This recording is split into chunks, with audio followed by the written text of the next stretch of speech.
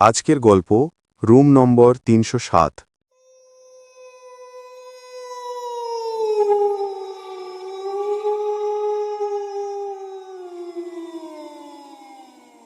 কলকাতার প্রান্তে পুরনো একটি ভবন, প্রতাপ ম্যানশন।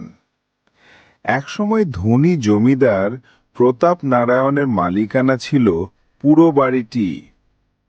তার মৃত্যুর পর উত্তরাধিকারীরা কেউই ভাঙাচোরা বাড়িটায় থাকতে চায়নি। শেষে ভাড়া দিয়ে আয় করার আশায় বাড়িটা ছোট ছোট ঘরে ভাগ করে অতিথিশালা বানিয়ে দেয়। ভবনের সামনে সাইনবোর্ডে এখনো লেখা প্রতাপ গেস্ট হাউস। মেঘলা দুপুরে রুদ্র প্রথম সেখানে পা রাখে। অফিসের কাজে হরিদ্বার থেকে কলকাতায় ফিরছিল সে। ট্রেন ১.৫ ঘন্টা দেরি হওয়ায় রাতেই পৌঁছেছে। সঠিক হোটেল খুঁজে না পেয়ে কাছেই যে গেস্ট হাউসটি পেল সেটাই বুক করে নেয়। গেস্ট হাউসের বুড়ো ম্যানেজার হরিধন দাঁড়িয়েছিল দরজায়। একজনের রুম চাই। হরিধন চোখ তুলে তাকালো, তারপর অদ্ভুত হাসি দিয়ে বলল, রুম আছে বাবু, তবে একটা কথাটা বলি, তৃতীয় তলার ৩০৭ ভাড়া কম, কিন্তু কিছু নিয়ম মানতে হবে। রুদ্র অবাক। নিয়ম? কেমন নিয়ম? হরিধন থেমে থেকে বলল, রাত ১২টার পর দরজা খুলবেন না, কোনো আওয়াজ শুনলে সাড়া দেবেন না, আর জানালার পর্দা টানিয়ে রাখবেন সারা রাত। সে রুম দেখতে চাইল। হরিধন তাকে সিঁড়ি বেয়ে উপরে নিয়ে গেল। ৩০৭ নম্বর ঘরটি করিডোরের শেষে। দরজাটা জং ধরা, খোলার সময় কট করে শব্দ হলো। ঘরে ঢুকতেই স্যাঁতসেঁতে গন্ধ পেল রুদ্র। ছোট ঘর, একটা টেবিল, একটা আয়না আর শোবার খাট। অদ্ভুত লেগেছিল জানালার কালো মোটা পর্দা। পর্দা সবসময় টানিয়ে রাখার কথাটা বললেন কেন? রুদ্র জিজ্ঞেস করল। হরিধন মুখ ফিরিয়ে বলল, যা বললাম তাই করুন বাবু। তারপর দ্রুত নিচে নেমে গেল। রুমটা অস্বাভাবিক শান্ত। রাতে বৃষ্টি পড়ছে, কিন্তু জানালার দিকে হালকা দুলো নিঃশব্দ, যেন কেউ নরম করে পর্দা ছুঁয়ে দিচ্ছে, অথচ জানালা পুরো বন্ধ।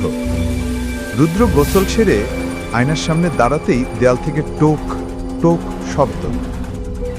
পাশের রুমটা থাকতে পারে না, ম্যানেজারই বলেছিল। সে তলায় সে ছাড়া আর কেউ নেই। রুদ্র বই পড়তে শুয়েছিল, তখন দরজায় ঠক ঠক। কে? কোনো উত্তর নেই। আবার ঠক ঠক।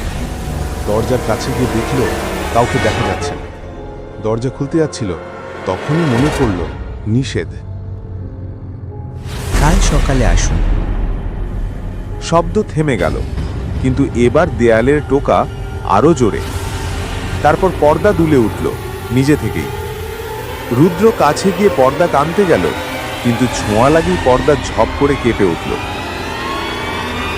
বাথরুমে টুকটুক পানি পড়ার শব্দ শুনে রুদ্র দরজা খুলল। ট্যাপ শুকনো, কিন্তু কোণে ভেজা পায়ের ছাপ। একটি, দুটি, তিনটি, যেন কেউ সদ্য বেরিয়ে এসছে। ছাপগুলো রুমের মাঝ বরাবর এসে থেমে গেছে, ঠিক রুদ্রের দিকে। হঠাৎ মহিলার মধ্যে কাঁদার শব্দ।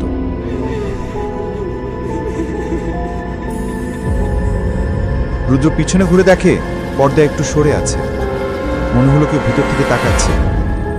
সাহস করে পর্দা এক ঝটকায় সরালো। বাইরে অন্ধকার, কিন্তু জানালায় গিলের ওপারে দুটি ফ্যাকাশের চোখ তাকিয়ে আছে, মৃত্যুর মতো সাদা চোখ। রুদ্ধশ্বাসে রুদ্র পিছিয়ে গেল। আলো ঝিমঝিম করতে লাগলো। দেয়ালে ঠক ঠক ঠক। মনে হলো চারদিকে কেউ রয়েছে। ভিজে পায়ের ছাপগুলো আবার নড়ছে, নতুন ছাপ তৈরি হচ্ছে, ধীরে ধীরে তার দিকে এগোচ্ছে। রুদ্র দরজার দিকে দৌড় দিল, কিন্তু দরজার হাতল বরফ ঠান্ডা, যেন নিজে থেকে আটকে যাচ্ছে। ঠিক তখনই ঘরের আলো নিভে গেল। অন্ধকারে শোনা গেল ফিস ফিস।